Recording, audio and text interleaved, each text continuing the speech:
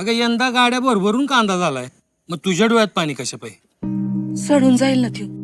एवढा कांदा ठेवणार कुठं? बँकेत. अगं शिंदे साहेबांनी आणली या कांद्याची महाबँक. म्हणजे कांदा इकून मिळणारा पैसा बँकेत आणि कांदा महाबँकेत. कांदा आता